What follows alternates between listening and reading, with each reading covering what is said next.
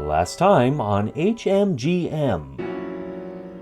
1 year to the week after our 2019 visit to Waldorf and the Santiago Mill, we were headed back again.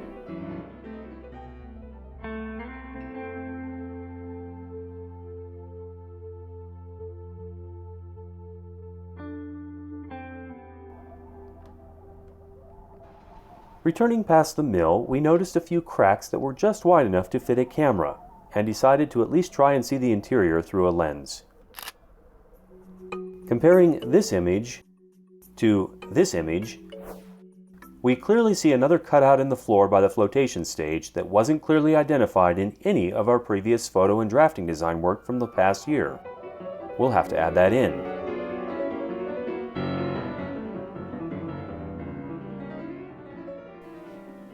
Hi everyone, welcome back to my YouTube channel. And thanks for rejoining us in our ongoing series, How to Model a Gold Mill in 27,000 Easy Steps. Today, as you might have guessed by our little excerpted intro, we are going to return to a build episode.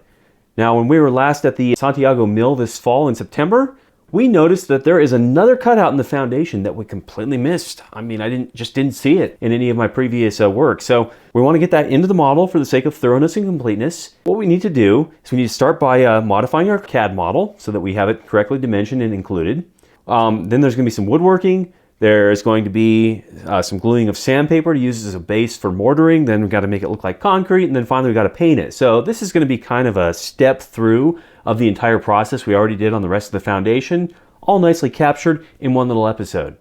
Thanks for joining us. Let's go take a look in the workshop after we go to the CAD model.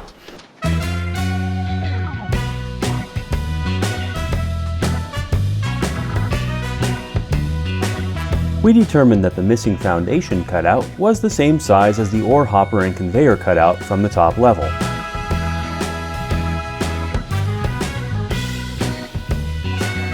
Or close enough anyway. Nobody is going to let us into this facility with a tape measure for at least a few years, we expect.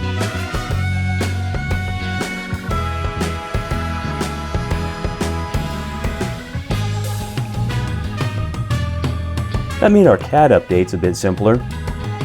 We were able to take the line work from the top deck cutout and copy it in order to create the added cutout at the flotation level.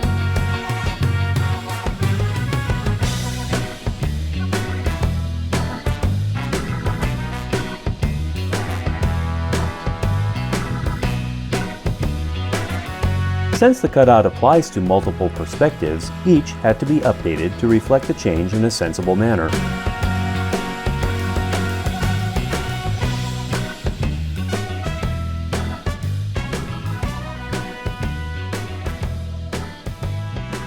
Okay, step one here, let's go ahead and outline this with tape so I don't rip up the painted area that I'm happy with while cutting out the new opening. Once the CAD model was updated, we scaled the dimensions and then marked them onto our foundation model for cutting.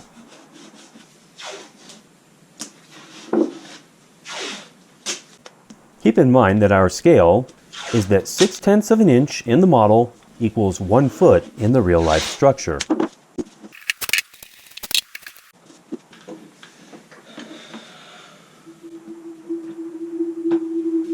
This just feels wrong.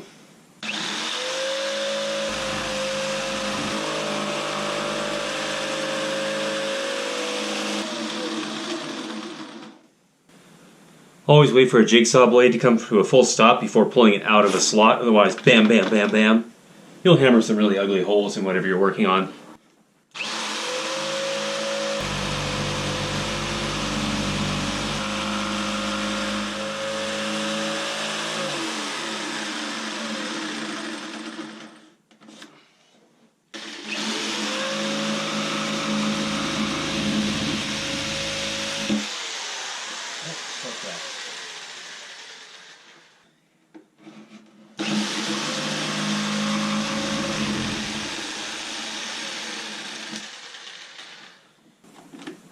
This thin material back here is fairly easy to work through, so I'm going to try and just round the corner to both directions and cut out that square spot without having to do like a drill bit hole or something.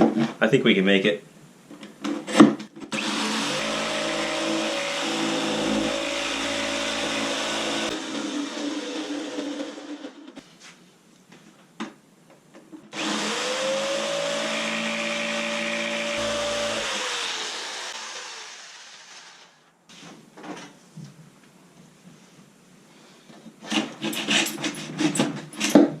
Of course.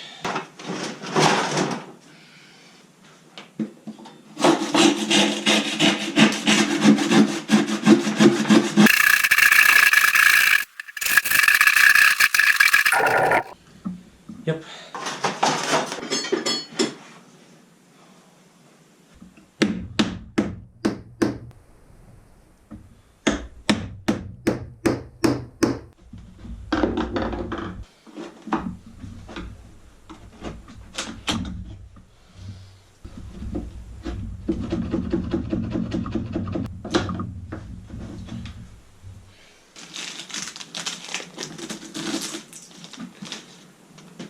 One thing I need to do to avoid peeling the existing finish up away from the sandpaper is I need to lift the tape towards the opening. Got a little bit of damage here along the edge, but that's going to be easy to fix because in order to finish the corners and make it look more or less like that, still got a lot of work to do. The other thing I could have avoided but didn't was causing a little bit of damage on here. That's okay, I'll just fill that in with a little wood putty if I feel it's necessary. Remember, I'd already roughed this up a bit so that it looks more like old wood. Once I had to move this over a bit, originally I was thinking it would be exactly on the 1/3 mark. It's not. The 1/3 mark is made by support beams, and this was exactly centered between two of those so that I could tell. So I have in fact cut my hole open over this support structure, but it won't intrude too much. And I should just be able to cover it up with like debris or sand or something. I'm disappointed I didn't catch that the first time and integrate it into the original design, but at least I saw it before I finished it, and now it can become part of the final model.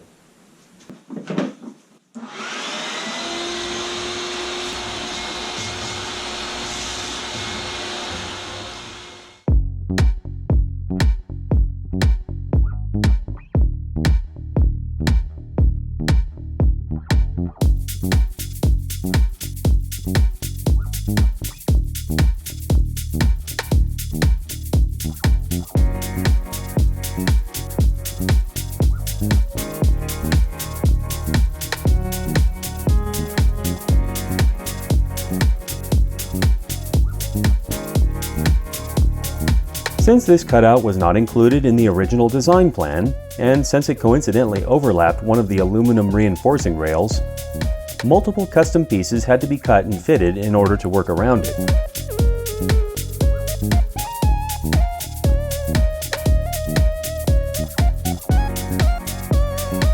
The fabrication involved a fair amount of 1/4 inch MDF and 3/4 inch pine, along with other miscellaneous pieces.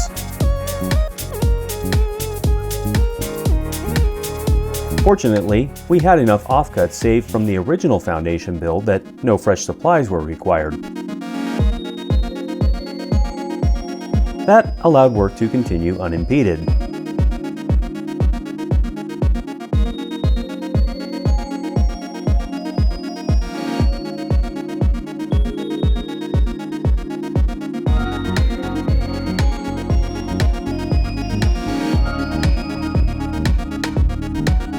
More than once during this build, every adjustable C-clamp in the house was put to use on a single section.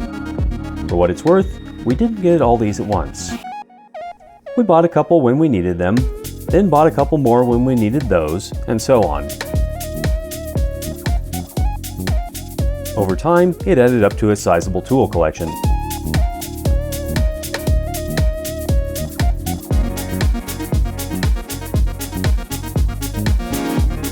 And no, we didn't change shirts multiple times in a day's work just to prove that we had that many shirts. The work actually required several evenings to complete.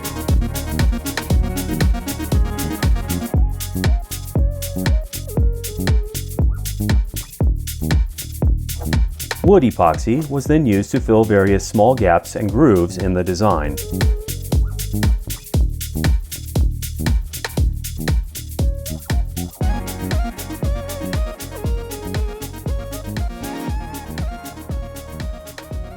Uh-oh, here we go again.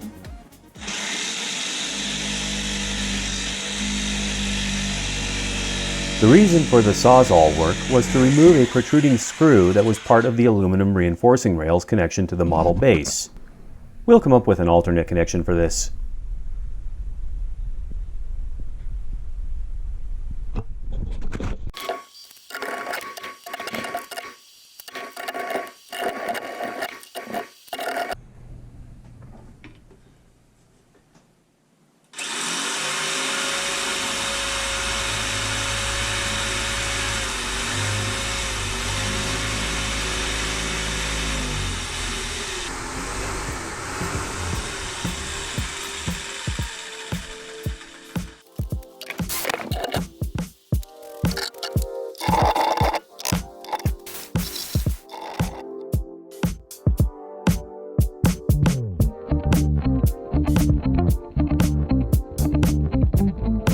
The remaining wood pieces have now been fit to give the proper interior dimensions of the foundation cutout, while working around the protruding aluminum U-channel section.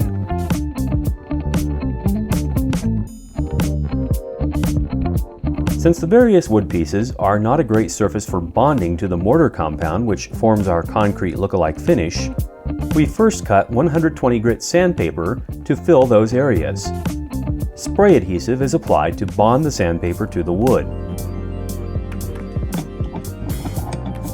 The next step is to recreate the mortar shaping tool, which formed the roughly 10-inch board lines on the real-world foundation. For this, we use a pine door shim and measure it against the existing foundation lines we created previously.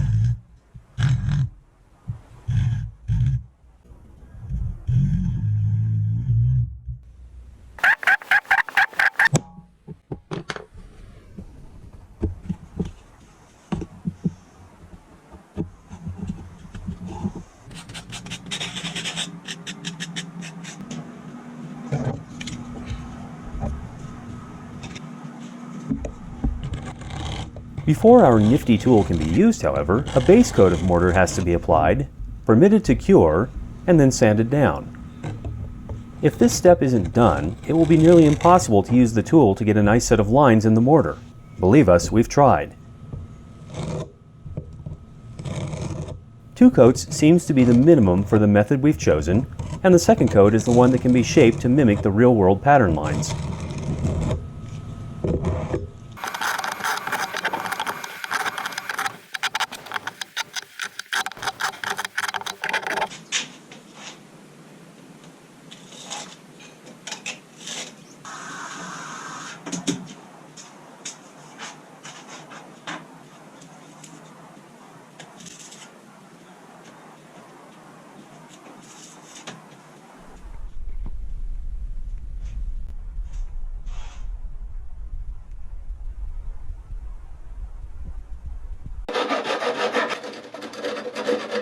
Once the mortar cures, it can accept a wide range of shaping methods, within reason of course.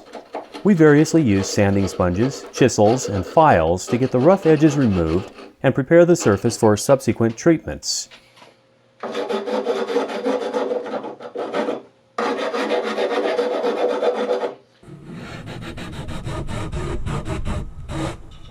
The upshot is that if we go too far, we can just apply another skim coat of the patch compound and then start again.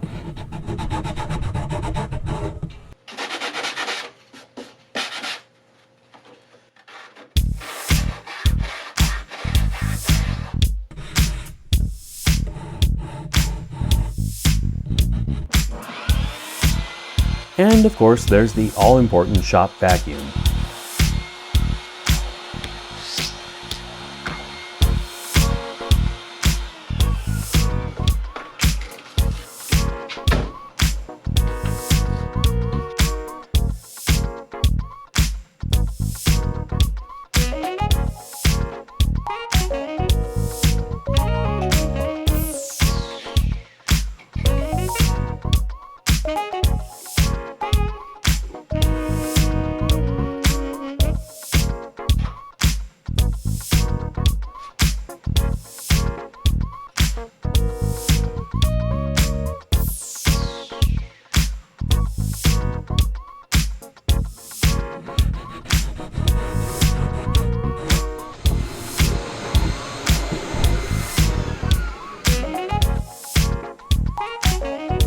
Once the patch compound is satisfactory, a concrete crack sealer is used to smooth over the surface and bring its perceived roughness closer to the scaled appearance of the real-world concrete finish.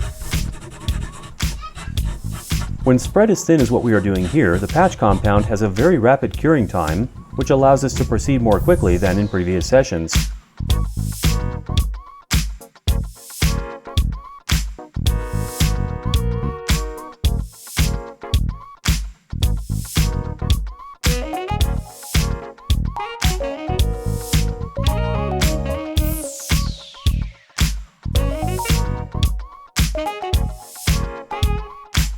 The surfacing layers are now complete.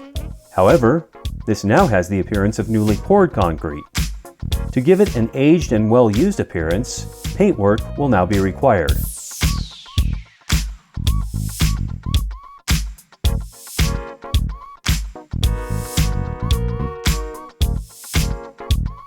Light overspray effects are first applied using anywhere from 2 to 5 unique spray paint colors in a range of light grays and browns. The paint is shot in light, short bursts at a distance, allowing the spray to settle and form a subtle stipple pattern rather than directly coat over a surface.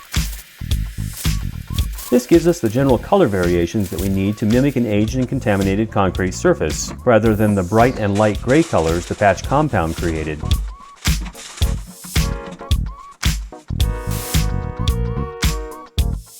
The next step is to create mineralized runoff patterns using paint wash techniques. In a paint wash, standard paint is diluted significantly and then applied in a thin and irregular way to give a very light effect rather than a solid color. This is often used in modeling to mimic runoff patterns or weathering on surfaces where color will be left behind, but the underlying surface will not be obliterated. We apply 3 colors in successively smaller patterns. A light tan is applied first and most widely. 2 darker shades of reddish orange are then applied more discreetly, giving the effect of sulfur compounds and iron oxides that run off from the various milling stages and leave residue behind on the concrete finish.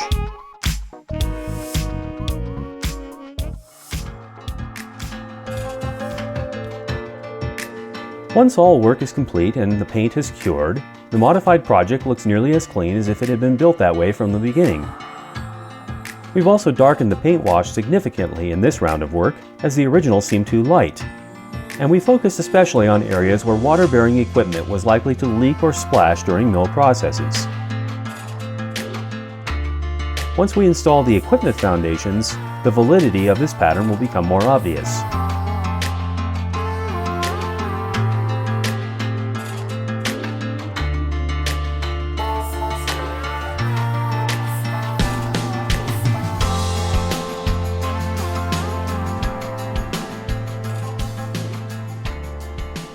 Hey, thanks for coming along today. I hope you found that interesting. It's been a fun little journey. It took several hours to get through all that work over several evenings because of things that had to cure or glue or doing multiple coats of something. But liking the look of it, next episode, we're going to do the remainder of the foundation work. And that means constructing the actual little parts and pieces of equipment foundations that need to be put in there so that there's a place for everything to mount up on.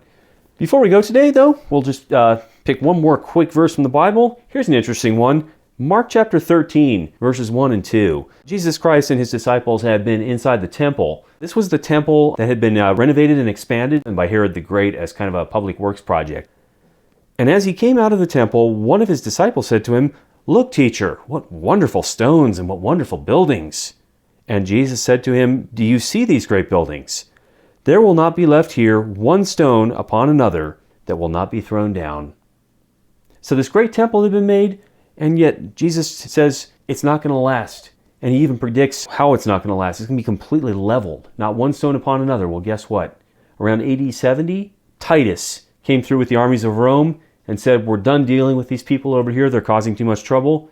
And one of the actions of his army was to completely level that temple.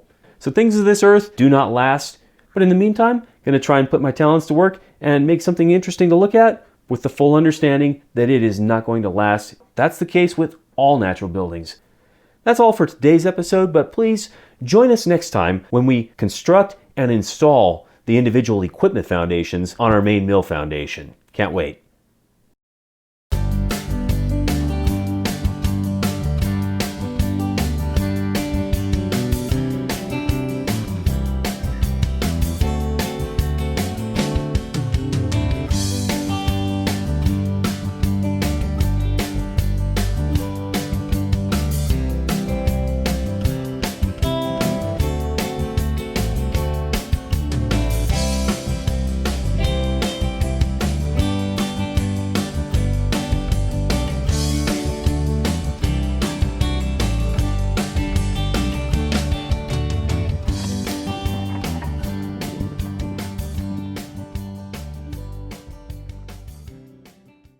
Has anyone seen my phone?